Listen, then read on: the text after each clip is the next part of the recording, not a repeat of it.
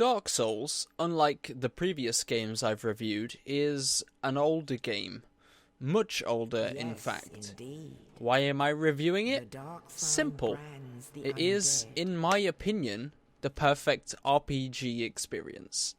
That isn't to say it's without And in its this flaws, land, but as a whole, it managed to capture the me like undead no are other game crowed has. and led to the As you north. might have realised, I am a sucker for deep game experiences. In that regard, Dark Where they Souls are has pushed locked every away single one of my Wait buttons. the end of Ask the world. anyone to sum up the game in 3 words, and they will probably say roughly the same 3 words. You have died. Dark Souls is a difficult game if you aren't familiar with the combat style, but I do feel the stigma around it being the hardest game ever is vastly blown out of proportion. It's designed to punish those players with no patience to learn how enemies attack or the patience to explore. The beginning of the game is, as you might expect, a tool to teach players what mechanics they need, letting them practice combat on some fairly harmless enemies, before plunging them into a pretty brutal boss encounter, all things considered. This would be one of several points where a player might quit the game, feeling that it's not for them, and honestly I won't blame them for that. The others that I can name off the top of my head right now would literally be just after arriving at Firelink Shrine after you kill that boss, the Capra Demon a little bit past that, and Ornstein and Smaug around about the halfway mark of the game.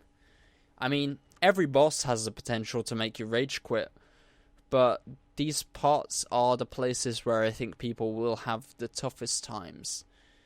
Either way, after arriving in Firelink Shrine, things get quite noticeably tougher. The primary reasoning for this is the lack of signposting. This is a double-edged sword. On the one hand, the game tells you pretty much nothing unless you pay attention to the often cryptic clues the NPCs give you, and on the other hand, it leaves you feeling super satisfied when you go into an area blind and clear it and find out that was actually what you were meant to be doing. I'll die soon. It can be super frustrating to find yourself in an area with nigh on unkillable enemies, or, in the case of a new player venturing to New Londo, literally unkillable enemies. For example, when I started playing, I thought my only options were the previously mentioned New Londo and the Catacombs. Both were full of enemies that literally kicked the shit out of me.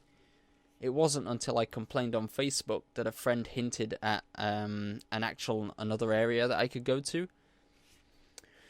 You know what threw me off in this game though? PvP. To take part in any online activity in Dark Souls, you need to reverse the holification process at a bonfire and retain your humanity.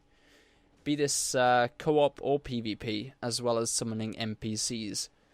Anyway, my first invasion was just before the Bell Gargoyles atop the Undead Parish. Before venturing forth to summon Solaire, I obviously had to pop my humanity and reverse holo.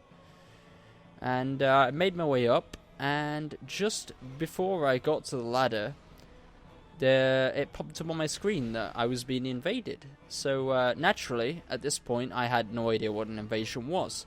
So I just made a quick run to the ladder, and I was climbing up. And it was then that I was greeted by a glowing red player dropping on my head and putting a curse on me, before my screen flashed up with "You died." Upon spawning again, I was greeted with a nice pulsating egg sac on my bonce and a health bar that wouldn't fill past 50%. Needless to say, I stopped playing for a few days. On my return, I made a new character and powered through to the Capra Demon with the intention of never reversing my holification again, out of fear of another angry red ghost slapping my shit. Essentially though, this double-edged sword philosophy is carried throughout the game as a core principle. It teaches the player to be cautious and patient, not only with enemies but treasure too. Much of the game is filled with traps, just waiting for you to place a foot wrong before sending you packing to the last bonfire you rested at.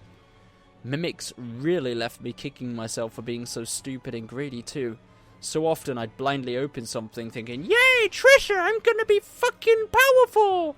Only to be swallowed like the bitch I am. So, Mark, why haven't you talked about the story yet? Well, guys, similarly to how you dropped into Firelink Shrine and largely left to your own doings, the implementation of the plot feels like an afterthought.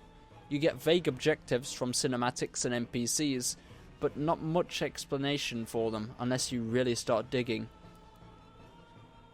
NPC conversations are obviously a good start, but most of what they say is pretty cryptic, and you won't really get what they're saying until you talk to some other people and do some other things, and you'll be like, oh, that's what he meant. Oh, cool. But on the face of it, you're just like, wow, this is absolute nonsense. I don't know what any of this is. And then item descriptions as well. They have some pretty nice nuggets of information on them. They're both your biggest gateway to the plot, really. Nonetheless, you do learn enough to make the final boss encounter very meaningful, even if you do skip most of the NPC dialogues like I did.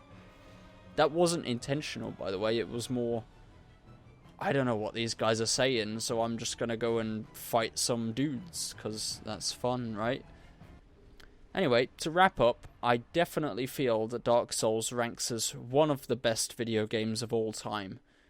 Partly because of the combat, partly because of the memorable boss encounters, partly because of the deep and interesting lore, even though I do wish it was more readily available and I didn't have to troll through a wiki to even begin scratching the surface. And the rush of excitement and satisfaction you get when you finally kill a boss you were stuck on, only to have that wiped away in half a second when you venture into a new area and get curb stomped by a fucking bitch-ass fat guy with a club and just sits on your face. Yeah, that happened once. Was not fun. The difficulty curve, while somewhat steep, is pretty perfect, assuming you leave the DLC for just before the final boss, because that is pretty tough if you're trying to go at it as soon as you can. And pretty much everything feels like it was designed with love and care. If dictionaries had pictures to describe their words, I think Dark Souls would certainly be the image below the RPG entry. It's a shame that Dark Souls 2 wasn't very good in comparison, huh? Dark Souls is one of a few games privileged enough to earn a 10 out of 10 from me. After finishing it, no other game has given me the sheer satisfaction that Dark Souls has. No other game has me simultaneously feeling in control while knowing if I make a mistake, I'll be punished severely for it. No other game has a final boss encounter mean so much to a player. And that soundtrack? Oh my god.